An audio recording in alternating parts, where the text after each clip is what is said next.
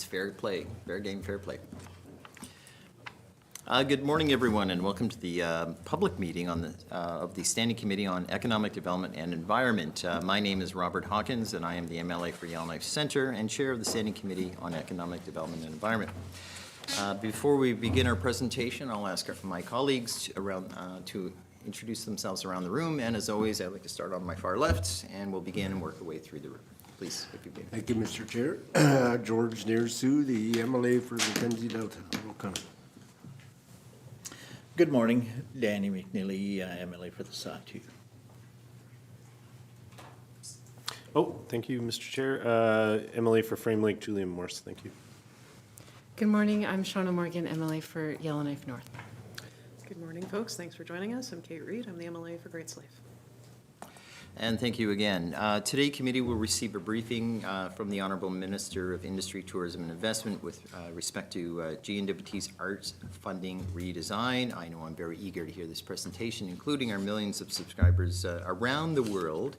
So at this particular moment, with great enthusiasm, probably even international enthusiasm, I'll pass the mic over to the Minister, and if she would please introduce her delegation and then proceed into your presentation. Thank you. And we are on mics,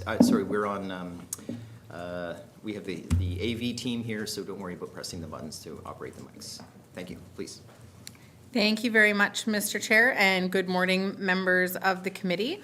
So thank you for the opportunity to be here today to discuss the arts funding redesign for 26-27 and the Government of the Northwest Territories' approach to strengthening the arts sector. I have with me here today Pamela Strand, Deputy Minister, Sahara Morin, Assistant Deputy Minister, Economic Development, Joel Holder, Director of Economic Diversification, and Joanna Timison, Manager of Arts Programming. Arts and culture play an important role in the Northwest Territories, not only as expressions of identity and cultural continuity, but also as contributors to economic diversification, small business development, and community well-being. The sector supports artists, entrepreneurs, and organizations across the territory, creates opportunities for youth and Indigenous participation, and contributes to vibrant communities in both regional centers and smaller communities. At the same time, the sector has faced structural challenges. Historically, arts funding has been delivered across multiple departments, primarily through education, culture, and employment, as well as industry, tourism, and investment. While both programs provided important support, this approach resulted in fragmentation, duplication, and complexity for applicants. Artists and organizations often had to navigate multiple programs to support a single activity, and there were gaps in key areas such as business development and travel to access new markets. Over time, these structural limitations have contributed to a sector that has not performed as strongly as it could, particularly in comparison to other jurisdictions in accessing national funding and building organizational capacity. Today's discussion reflects a deliberate shift in approach. This redesign is not about replacing what exists, but about strengthening and aligning it into a more coherent system. The new model consolidates arts funding under the Department of Industry, Tourism and Investment and introduces a coordinated, tiered funding structure. The goal is to provide clearer pathways for artists and organizations, improve access across regions, and better support both creative practice and economic activity. This work has been informed directly by engagement with artists, organizations, and regional staff across the Northwest Territories. What we heard was consistent. Programs needed to be easier to navigate. There was a need for clearer progression from small projects to larger opportunities. More support was needed in areas like business development and market access, and regional accessibility and equity remained critical. Beginning in 2024 and after the engagement with clients, organizations, and staff, it was determined that arts funding support programming should be consolidated within ITI, while immigration services was consolidated within education, culture, and employment. Over the past 2 years, the departments have worked to transition staff and review programming to reflect this new structural change, and in the case of arts, develop and support new programming to address gaps identified as part of the amalgamation scoping process. The first launch of these new programs began on April 1st, 2026. As you will see in the presentation, the new model is built around a tiered funding system that supports the full spectrum of artists' activities. It includes entry-level funding to support participation and experimentation, mid-level funding to build capacity and competitiveness, and larger project and operating support to stabilize organizations and enable growth, as well as targeted programs focused on business development and travel to access new markets. Importantly, this approach also strengthens regional delivery. Programs such as small project funding, business support, and travel funding will be delivered through regional offices with rolling intake and local adjudication, improving responsiveness and accessibility across the territory. At the same time, larger and more complex funding streams will maintain structured review and oversight, ensuring accountability and consistency. The program is built from existing resources, including the consolidation of ECE programs and targeted reallocations from SEED to create a more effective and coordinated use of public funding. It reflects a shift toward balancing access with impact, maintaining strong entry-level participation while enabling larger, more sustainable investments over time.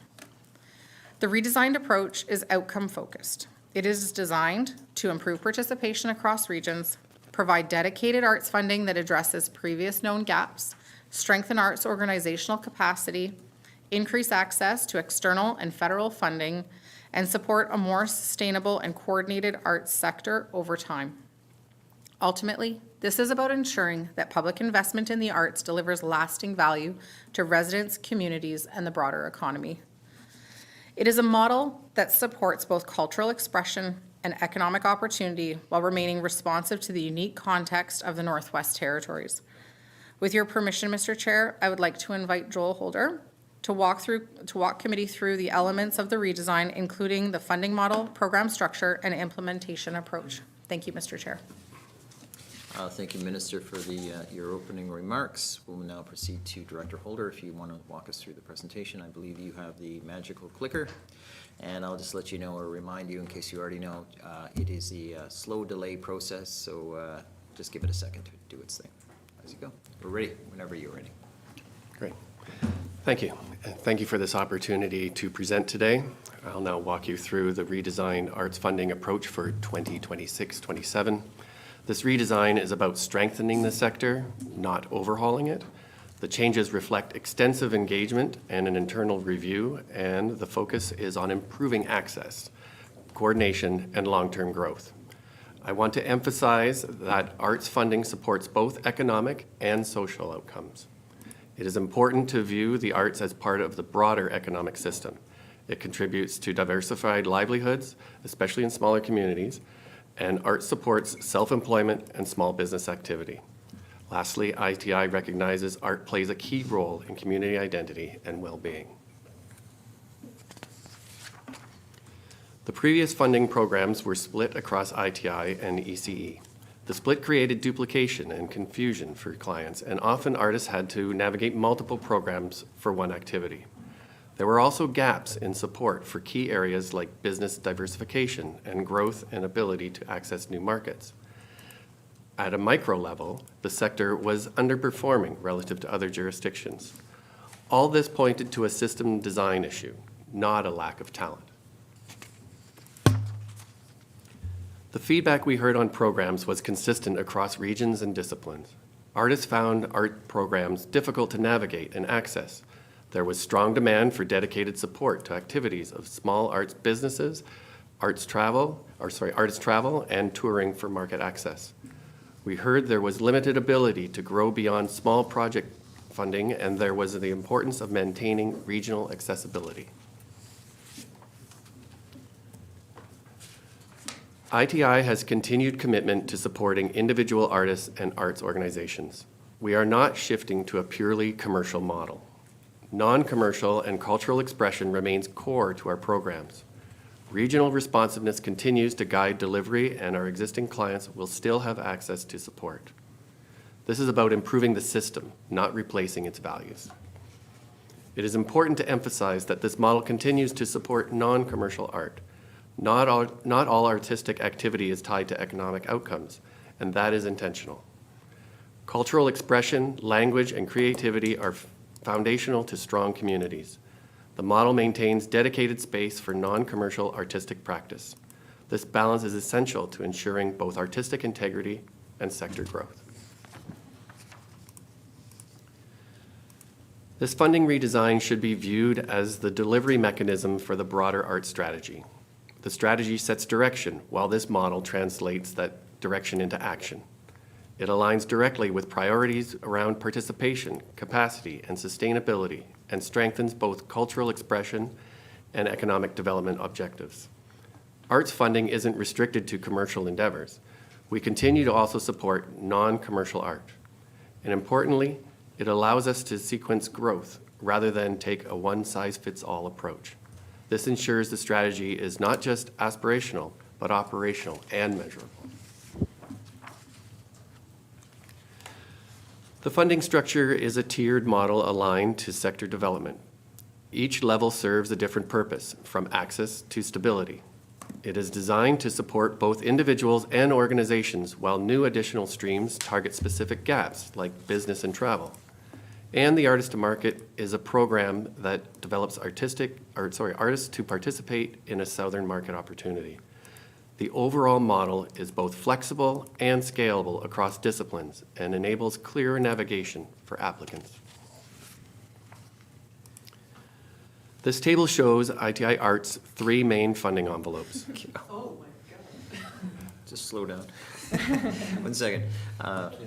Members, you may want to scroll in on your presentation that you have. We have the presentation on our tablets, so don't worry. Okay. I think the public is the one that's going to suffer more than we are, so. Apologies. Try to read that. No, it's not your fault. It's very key, important information, so don't think of it as in that context. It's just a lot of information, that's all. So I'll let members follow you, Director, on their tablets. Okay. Principal funding. This is funding that will operate on annual cycles designed to support sustained activity and capacity building for the sector. These are administered as contribution agreements, except medium arts project grants, which are considered a stepping stone for artists looking to grow beyond GNWT funding and pursue Canada Council for the Arts funding. And they're special projects. These are headquarters-led initiatives that target key areas of the sector for development. The Arts Organization Incubator Program is an ongoing Memorandum of Understanding initiative between the GNWT and Canada Council for the Arts to support capacity building and sustainability of arts organizations in the NWT. The Sector Services. This is programming operated by headquarters, which provides services to the sector. The film and media sector will have their own streams of funding to ensure they are separated and recognizable to those working in this discipline. Funding under film and media includes the Producers Incentive Program, or the PIP program, which has an annual intake, headquarters adjudication, and is administered through grants.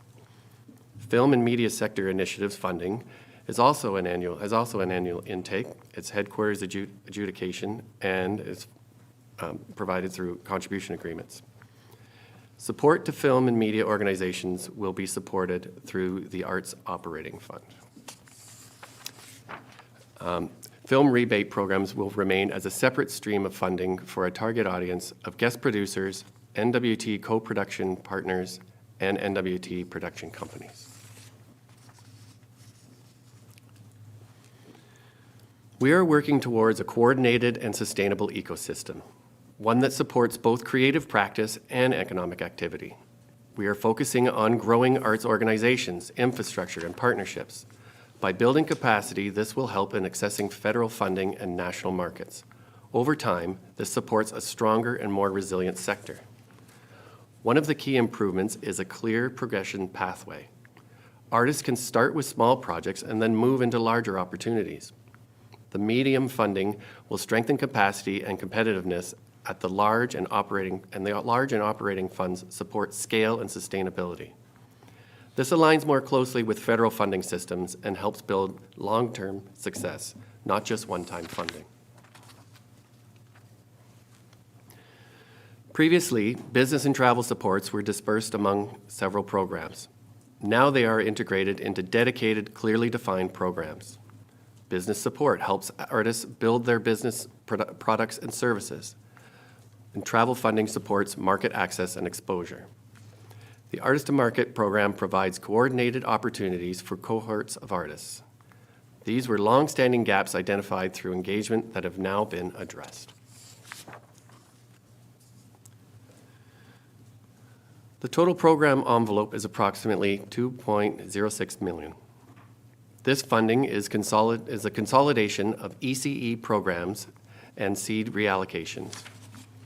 We base the intent and funding allocations on historical spending patterns and demand. We see the programs as now reflecting a more intentional allocation approach while improving structure.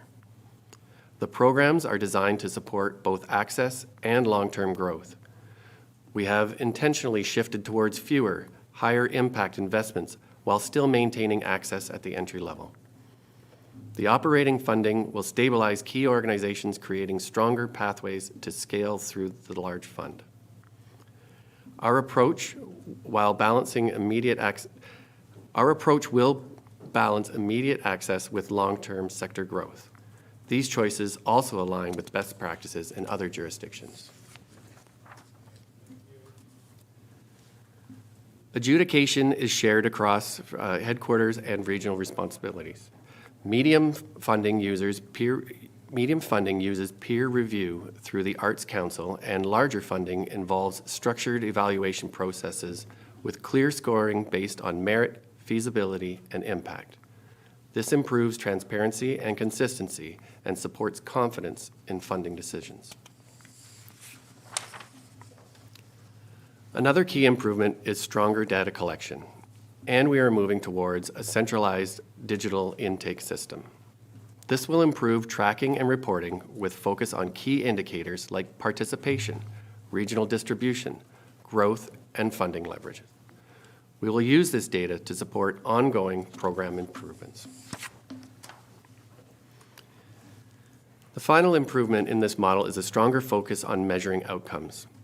We will track participation levels, including regional distribution, and we will monitor how artists and organizations progress through funding tiers over time. Another important metric is leveraging external funding, particularly federal programs.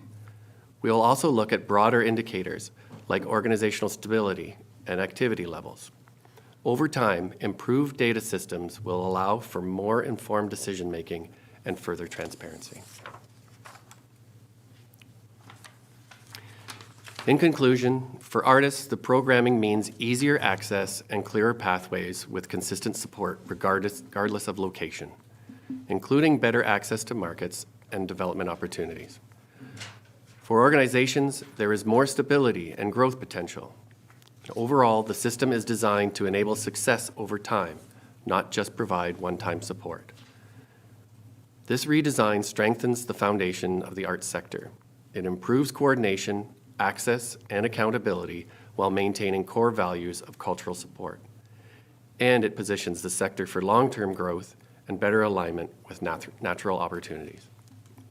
Thank you. Thank you, Director. At this particular moment, I will now go to committee to see if committee has any questions with respect to the presentation or in general of arts. I wouldn't want to limit it, but that said, looks like I have Ms. Kate who wishes, MLA for or a public hearing. So MLA Great Slave.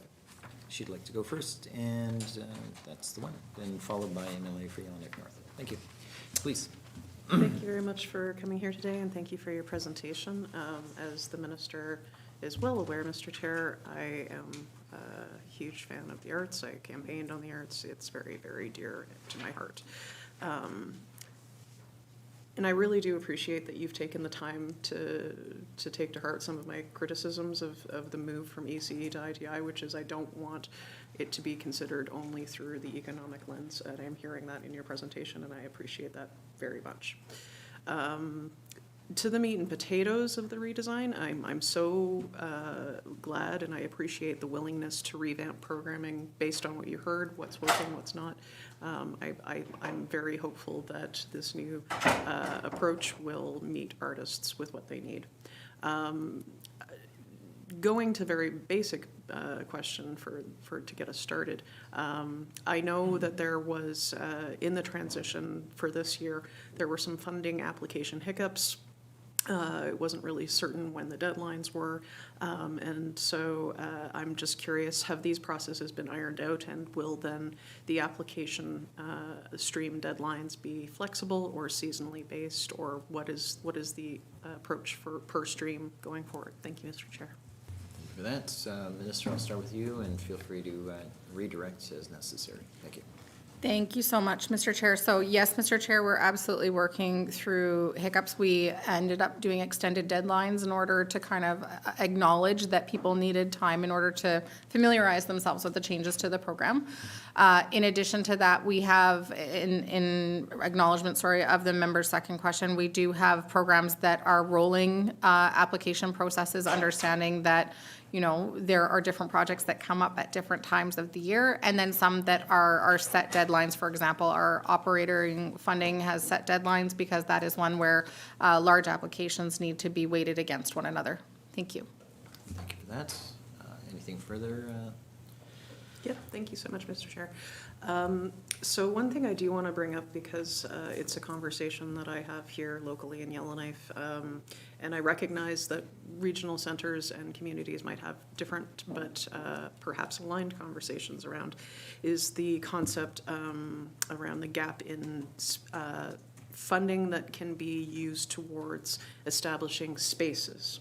So as the minister is well aware, the NWT Arts Center initiative is off into the races, and they're looking at funding through philanthropy to make that goal be met, hopefully here in the near future.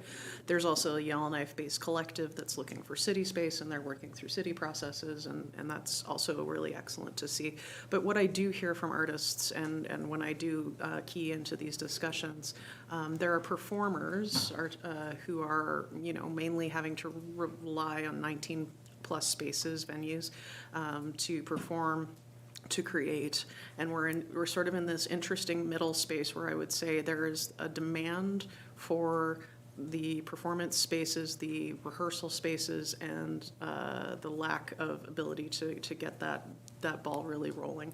I recognize that the solutions for Yellowknife might look different from regional centers and communities, but and that's okay. But beyond Yellowknife, even, is there any contemplated work that is something that the minister is looking at for future iterations of programming, perhaps with friendship centers, perhaps with IGs, perhaps with people who are trying to establish but can't quite get there, because there is that sort of lack of that gap in the funding accessibility. Thank you, Mr. Chair. Thank you for that. Minister. Thank you so much, Mr. Chair. So a great question, a very big question. I think I was about 5 years old the first time I sat in a room of artists who were discussing just that, and that was art space for artists. And those conversations have since continued. And so one of the things that you'll see here is a real focus on that operator funding or large funding for this exact reason.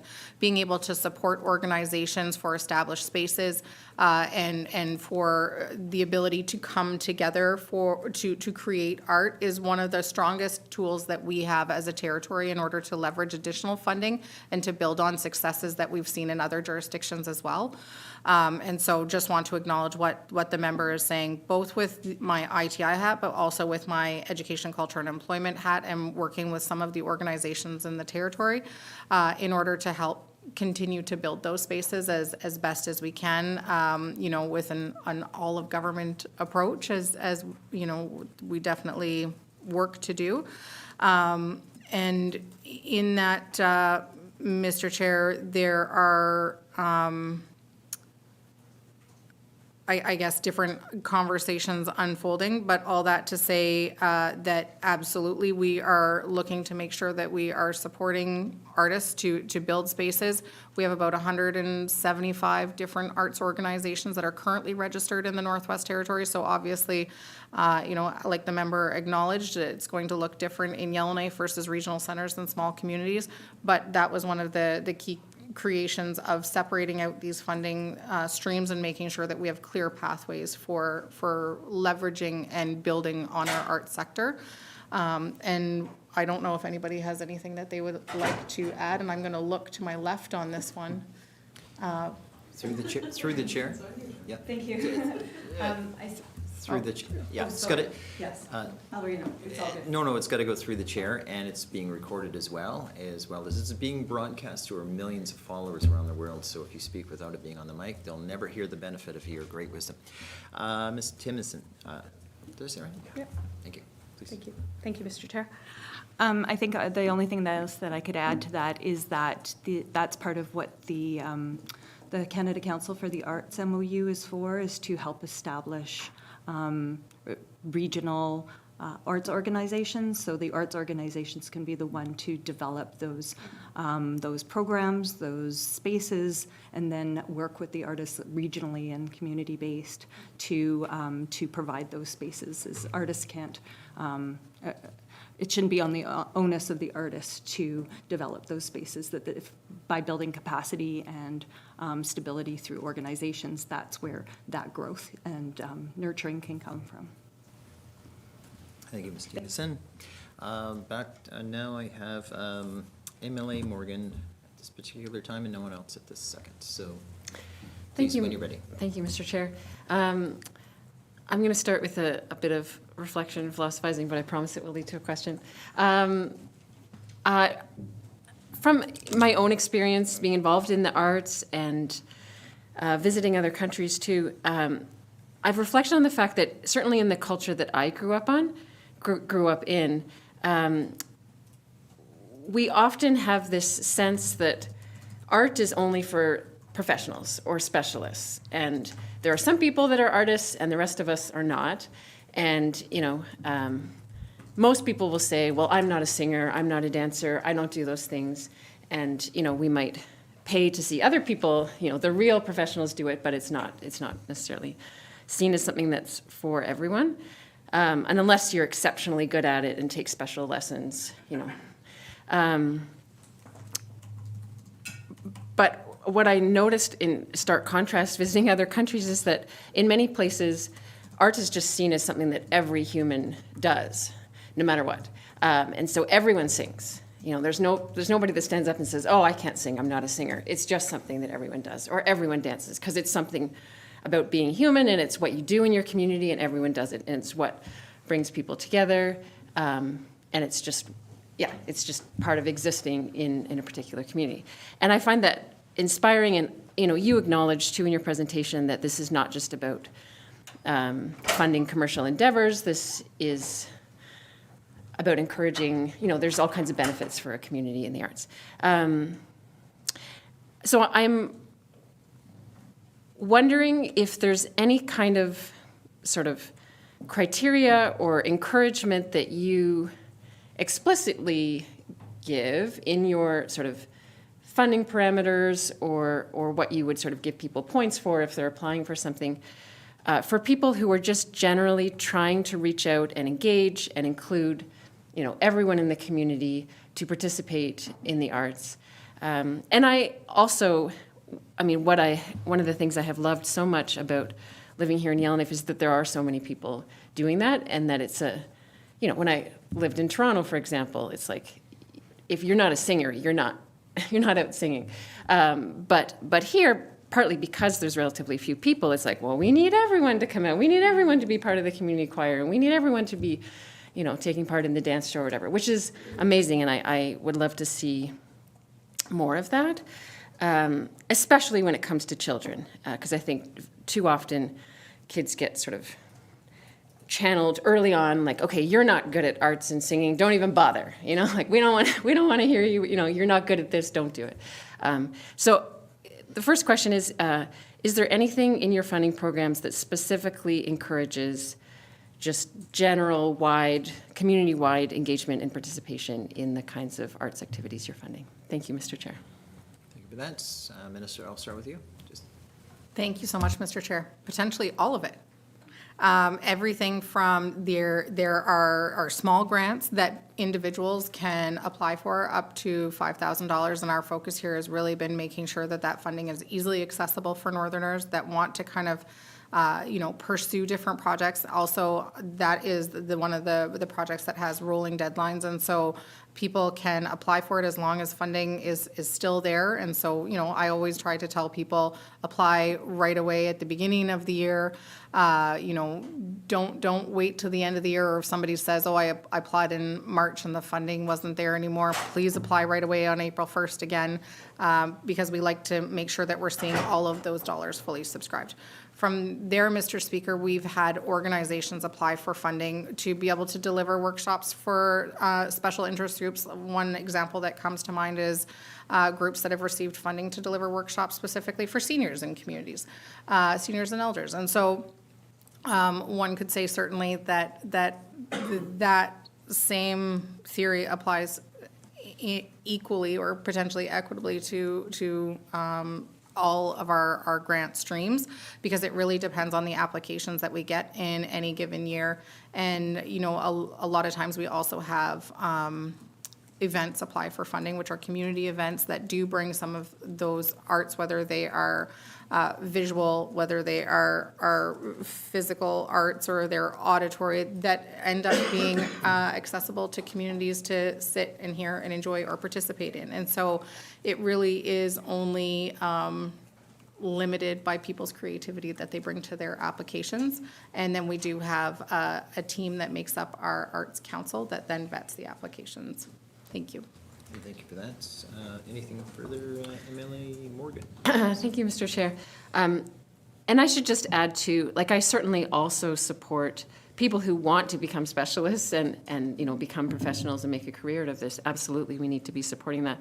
But just an observation that in countries or other places I've been, where everyone is just always participating in the arts on an everyday basis, I was amazed at the number of people who truly excel at it, whereas I think in the society or culture I grew up in, we end up with very few people who we would consider to be excelling at it. But when you start with a much bigger sort of base, I think you end up with many more people who do end up excelling and wanting to specialize and really taking it much further. Anyway, the second question is just, you mentioned in the outcomes that you're going to be monitoring, economic and community impacts. And I wondered if you could explain a bit more how you're going to be measuring economic and community impacts. Thank you. Thank you for that. Minister?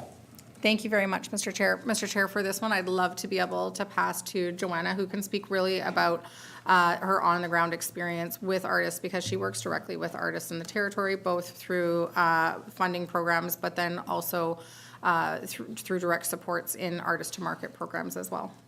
So through yourself, Mr. Chair, if you're comfortable, I'd like to. Thank you, Minister. Ms. Timison, please, when you're ready. And Thank you. I think it depends on the actual program. So the Small Arts Project Fund is at the entry level for artists, no matter what their creative project. And those will have minimal reporting requirements, as we see that as a potential barrier for clients to apply and remain in good standing. So we don't want to discourage for their applications for small. As an artist grows, they can move to medium grants to access more funding, which has more risk and therefore reporting requirements, both qualitative and quantitative, based on what their project is. Programs like travel and touring and business support have reporting through a CA contribution agreement, because these are geared towards artists who are more I don't want to say professional, but maybe more established, that have ideas of how to build business in community, how to have a final product to travel with, and are accessing markets in the South or maybe even, a smaller community to Yellowknife. So those will have more reporting requirements based on return on investment for the funding that they've received. And then large arts project fund and arts operating fund are for organizations that are either doing projects or are looking for operating funding for stability, for capacity building and growth. And those definitely have more requirements going into the application process as well as the reporting process. So those are really for those established, and those are larger parts of funding too. So I think when you look at the suite of the funds, the ones with the lowest risk has the minimal requirements because for accessibility. And then as you go up the ladder, there's more reporting requirements. The one also that I didn't include there is the Artist to Market program. So this is, ITI, economic diversification, creating opportunities with southern markets for all disciplines of art, and working with artists, doing a call, working with artists, doing professional development, supporting them to go to those market opportunities. And those definitely have, again, more reporting requirements on the outset, because we want to understand, how successful that was qualitative and quantitatively for them. It's not just about the sales that they might make, it's about the experience, about the inspiration, how that will grow their business. So we're really looking at it as a business development program. Thank you. That's two questions. Just to clarify, just to flesh that last one out a bit, you pointed out no or low reporting requirements at entry level. Do you have the funding tiers designed yet, or are you able to speak to them at all today, or is that still something being contemplated and created, artistically created, financially, of course? Just wondering. It's got to go through this first, unless she volunteers you. Thank you so much, Mr. Chair. So, Mr. Chair, the funding programs that are established in the redesign are some of the successes that we saw from the previous program. So that would be the Small Arts Project Fund, the Medium Arts Project Fund, Large Arts Project Fund, and the Arts Operating Fund. In addition, we have branched out in order to make sure that we have targeting fund supports to fill gaps that were established or identified rather by artists. And so those are specifically business support, travel and touring, artist to market, and then also film and media supports. Those are identified on slide 6 of the presentation, and they're also divided and identified on ITI's website, so people can see each of the programs as well as the funding levels that each of those grants or funds do come with. Thank you. Thank you. Sorry, my apologies. Do you have dollar amounts tied to those funding tiers yet? That was kind of more where I was trying to go with, not the labels, but, and I appreciate maybe you might have heard the question differently. I was trying to get at, under $500 is the low no reporting, the above is first entry. So I was just trying to get that sense. Have you designed the funding specific yet? Do you have any thoughts? And then I'll go back to questions to committee. Thank you. Thank you very much for the clarification, Mr. Chair. So the Small Arts Project Fund is up to $5,000, and that one does not require reporting. The other project funds are the Medium Arts Project Fund, which is from the $5,000 to $15,000 funding range, and then the Large Arts Project Fund is between $15,000 and $100,000. And then from there, the Arts Operating Fund is from $20,000 to $200,000 a year. Thank you. Am I ever glad I asked? Holy smokers. Okay, thank you. I'm going to go back to committee. To Emily Reed would like to come around again on a second round. And if anyone else wants to jump in, let me know, please. Thank you very much. So I want to build on that artist to market concept. Can we talk, I'd like to talk a little bit about the promotion end of things. So when you look outside of the NWT and you see world-class arts investment, you get the world's attention. I always think about Quebec and how they have approached the supporting arts, artistic endeavors, be it like anything from the festival culture to to the great film pieces that they have always supported for their residents. They're really like the gold standard in Canada as far as I'm concerned. But I also think about Cape Dorset and Nunavut and the artistic endeavors and the world-class respect they have for their outputs that they share with the world and is celebrated globally. So,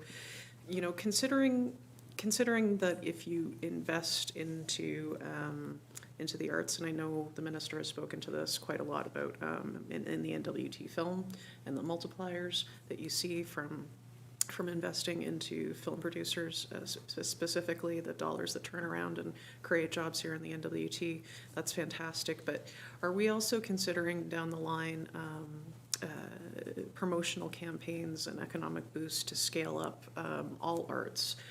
You did talk a bit about the artist to market and people getting out of the territory to provide their artistic outputs to larger markets. But is there any contemplation on ITI's behalf of doing NWT arts promotion above and beyond what currently occurs insofar as, say, like on the scale of something like NWT tourism? Thank you, Mr. Chair.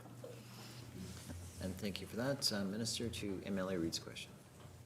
Thank you so much, Mr. Chair. So, Mr. Chair, I'm going to start and then I'm going to pass to Joanna because this really is where she invests her heart and soul and is, really on the ground with Northern artists. And so, the NWT Arts does travel with artists to different markets, different events that take place both across Canada as well as outside.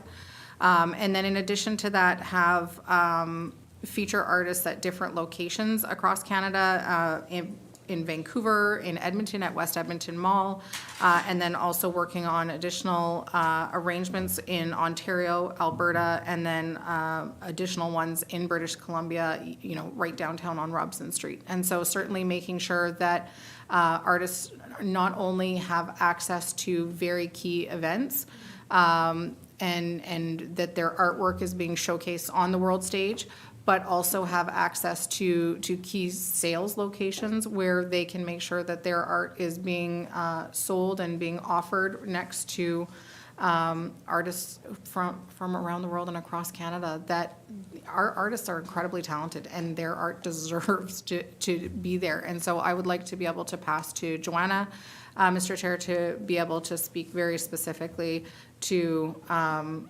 the opportunities that our artists have to showcase their art on the world stage. Thank you, Minister, for that. Ms. Demas, when you're ready. The Artist Market Program was really built out of this idea that southern markets, especially domestic markets, are hard for NWT artists to access. As well, providing education to artists to prepare for those lights, audiences, long hours, sales pitches became something that became evident that we can just say, okay, let's go. And that's where that professional development curriculum came about. So this is something we've been doing for about 6 years now, and the results that we're seeing are really, really positive and beneficial. Right now, we are focused on domestic markets. There's a call out right now for the Artist Market Program.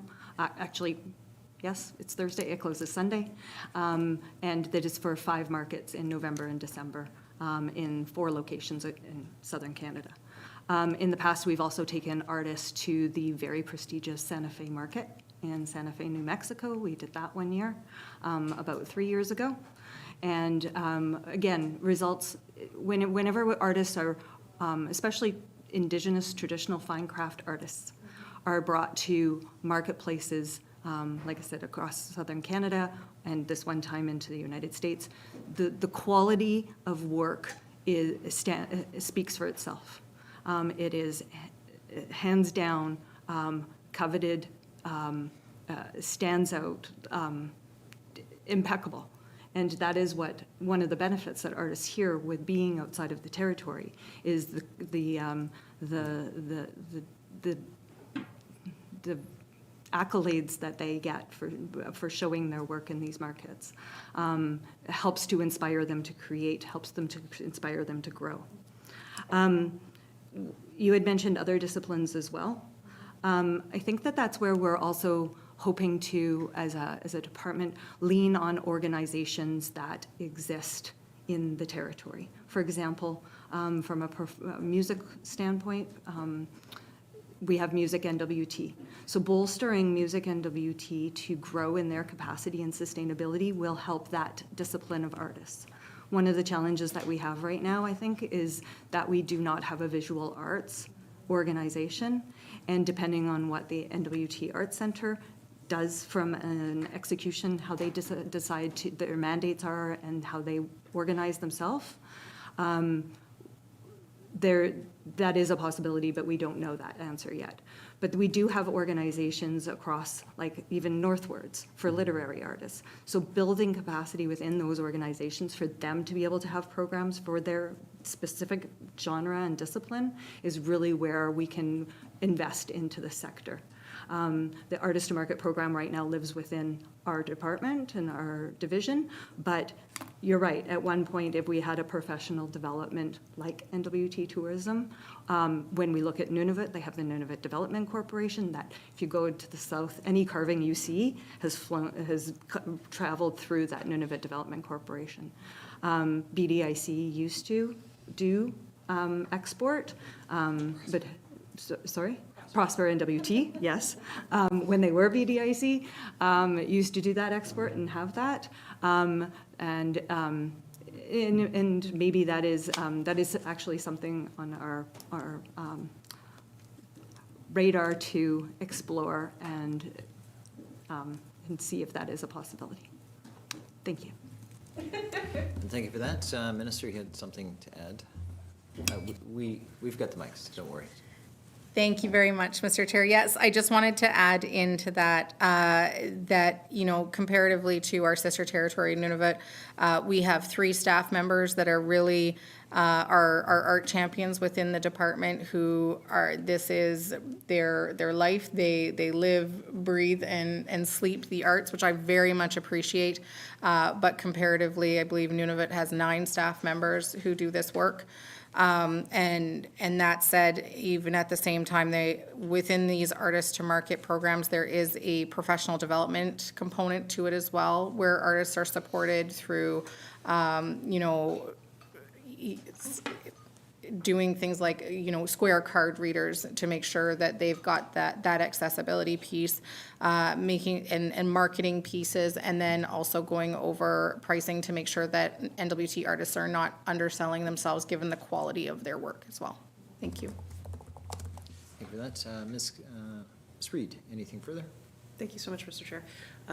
So I know that the minister and I both have an addiction to looking at Instagram for artists' availability of their jewelry, specifically earrings. You're wearing a lovely piece today. But is there any pathways or pathfinding that ITI offers or can promote to artists who are selling online or who are selling at local markets to entice them to get into some of these professional development streams to when they're ready or build up their skills so they do feel ready to sort of scale up when they feel like they might be interested in that. Obviously, artists are at all different stages of their experience, and some people will never want to do that, and that's fine. But for those who do, where can they connect, and what is available to them in the professional development sphere? Thank you. Thank you for that. Minister, if you would, please. Thank you so much, Mr. Chair. So, Mr. Chair, thank you to the member for acknowledging my earrings. I think it's always important to know whose art you're wearing, and mine are by Jesse Lafferty, who operates as Northern Breed. So, Mr. Chair, there are a few different options. One of the key pieces of the review of the program is making sure that we're creating pathways by doing this. And so by people putting their names in, for example, under the Small Arts Project Fund, creates that relationships and that start of that relationship with a potential artist so that we can inform them of other programs. In addition to that, we have the NWT Arts website, and artists who sign up for that website have regular newsletters that they receive as part of them being part of that website. I will tell you, if you become minister, you get removed from that website.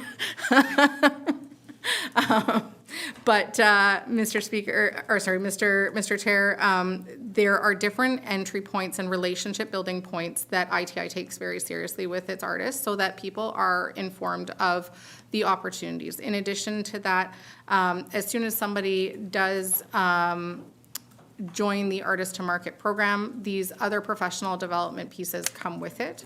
And our regional staff are knowledgeable on these programs and do promote them to community members and people that, the North is small. We know who is doing these this artwork. We know who is interested in, so making sure that we're also continuing to have these conversations and continue to build on that relationship is really important. We also have workshops that we do, and we also have online videos to help people continue to scale up, continue to build skills, continue to build capacity. And we're always on Instagram as well.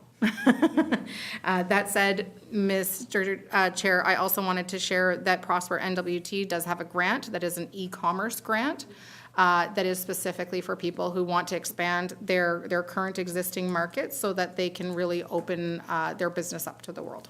Thank you. Thank you for that. Moving forward, we have MLA Morris followed by MLA Narasu, and I think we're going to nudge towards the closing. We've got a fair bit of committee business, and we've been, yeah, after those two, we'll move towards a close. Thanks, Mr. Chair. Yeah, I just want to say, first of all, you know, the slide that stands out to me the most is the vision for the arts sector slide, a stronger, more coordinated arts ecosystem. Building out that ecosystem is exactly what I've heard is needed. And so I think you guys really hit the nail on the head with that. And I want to compliment that work that really stood out to me.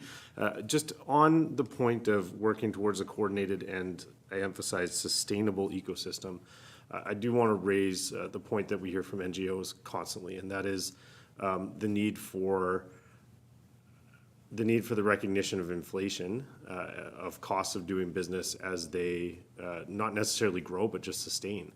You know, that this is something I've heard for many, many years, and all the time I've been a politician, whether municipal or now in territorial, and it's a constant struggle for our NGOs. So I just wonder, like, have we thought about that and built that into this plan, that if we're trying to build something sustainable, in order for the organizations that are building that ecosystem to be sustainable, they need to have their needs recognized the way we recognize our employees at GNWT, and you know, increase wages with inflation as need be. And so I'm just wondering, have we thought about that, the need to sustain organizations, and, you know, think about, you know, sustaining what we've got as well, and emphasizing the importance of that, maybe over and above building new. Just because, you know, if we're losing things on the tail end as we're building new, then we are not actually getting ahead. So I do want to emphasize that point and wonder if there's a plan around it. Thank you. Minister, when you're ready. Thank you very much, Mr. Chair. So, Mr. Chair, certainly one of the key features of this shift is making sure that we're collecting data, making sure that we have information that we need in order to make informed decisions.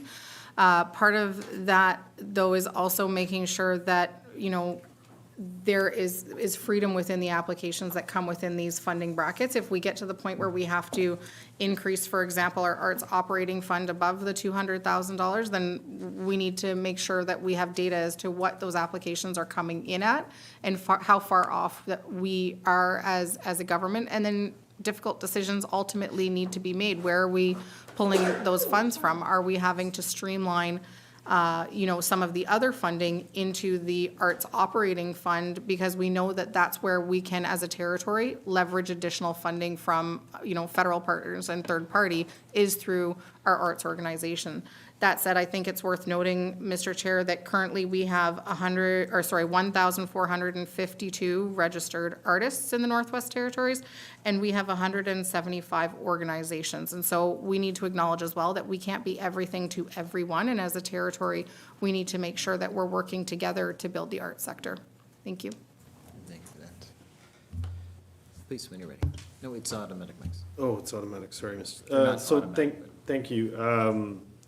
Yeah, and I guess the difficulty here is I just want to reemphasize what I hear from NGOs all the time, like literally yesterday in my inbox. Here we are, we put an application forward, the government's effectively come back and said, could you do all the same work with half the funding? How would that sound?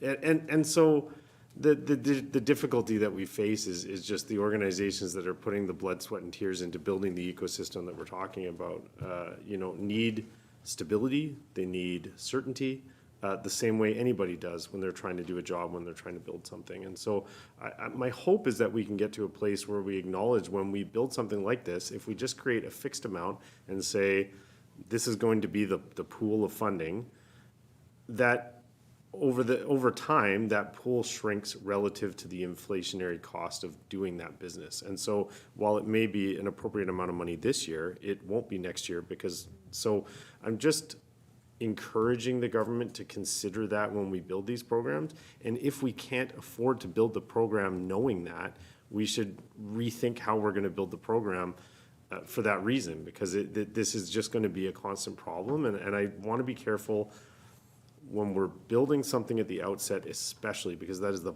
best time to take stock of what we can actually afford to do, that we consider that inflationary pressure and the need to increase costs as we move forward when we build the program. Because what I don't want to see us doing is building something that we can't sustain.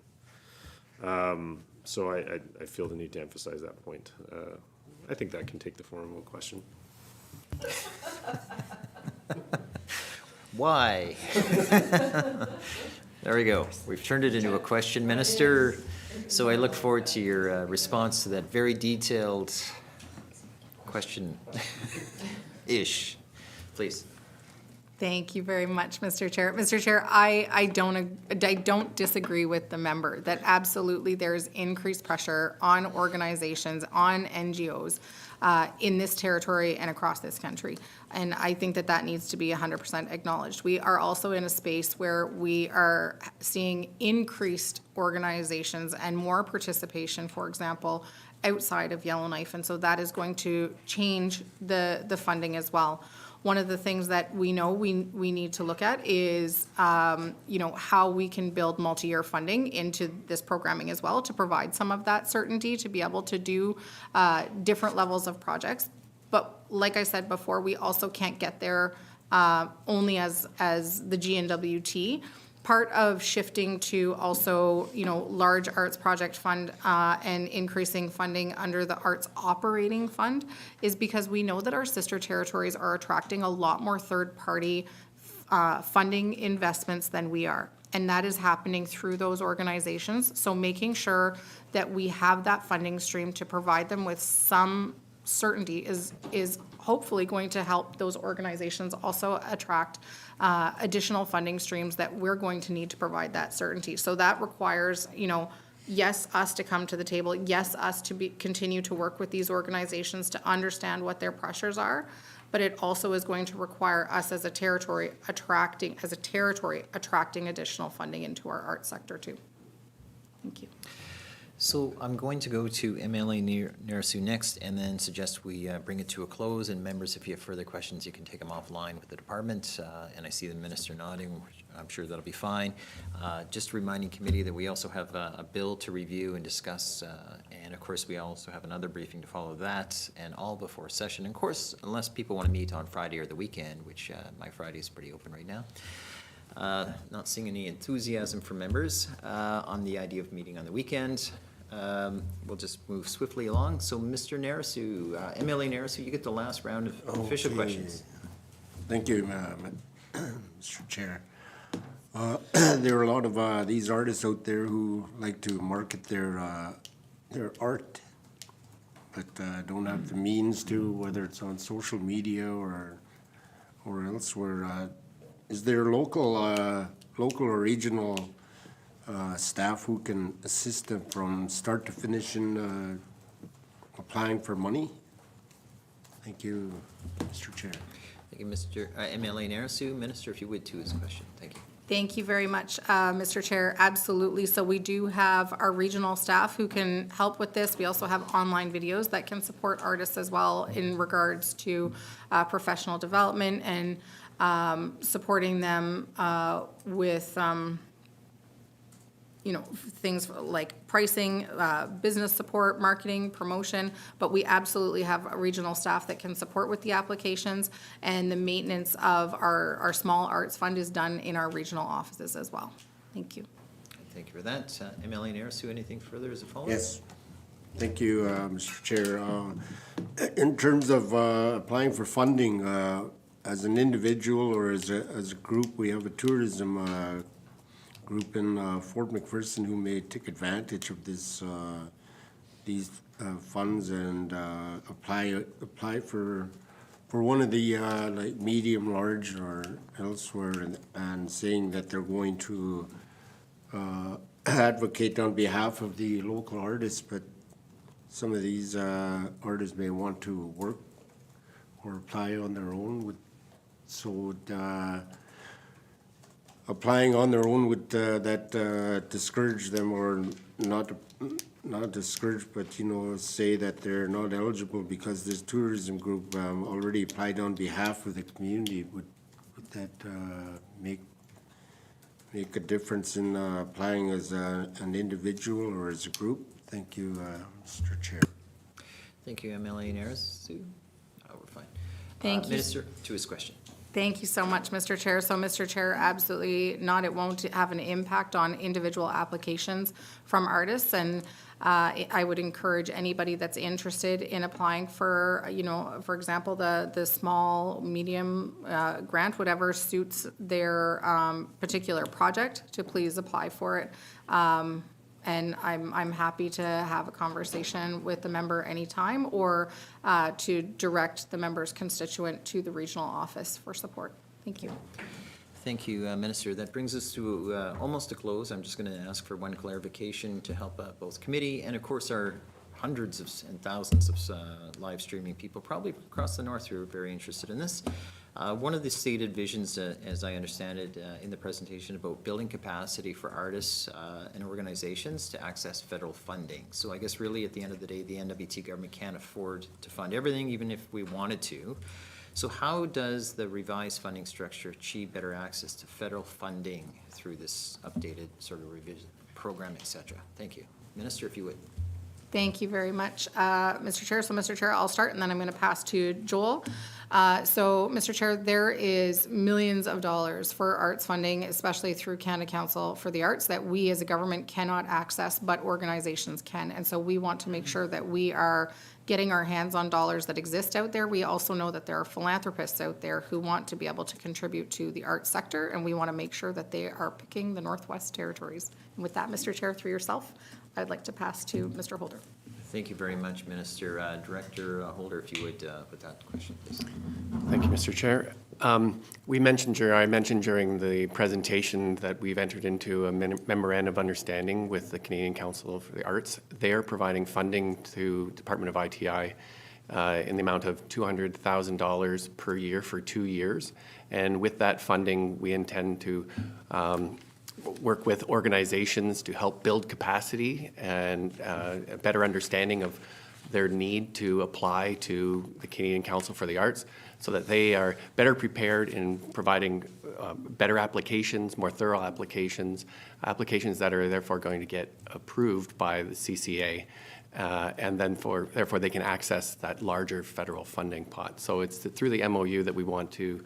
The Canadian Council for the Arts recognized that there needed to be, the number of applications for their funds were low from the Northern Territory, so ourselves and the other territories are receiving assistance through these memorandums of understandings to help build capacity with our organizations to then therefore access larger funds through CCA. Thank you very much. Okay, folks, I think that brings us to the end, and as mentioned, if anyone had any further questions, the minister appears agreeable that you can take it offline with the department. And before I close, I want to point out that it appears most of our witnesses today are wearing very artistic earrings and other things, not to shame the one who didn't. But, well, you know, there's always hope. But on a serious note, on that, I want to stress that that money invested helps a person, helps a culture, maybe helps a family, helps a community, but also helps an expression, whether it's an individual pride, community pride, or something related to that. So good on each of you for help supporting that important endeavor. That said, I want to thank you sincerely for the presentation. I don't think that there's anyone not interested in the arts that I know, and it's so dynamic, right? It's one word, but it covers so much, and I want to stress the impact on it it resonates with many of us, especially people like myself that think it's so key to culture and understanding people better. That said, thank you, Minister and the staff, for your presentation. It's been most helpful, and I encourage all those millions of subscribers to tap into these opportunities to help create more economic and social and cultural opportunities in the North. Thank you very much.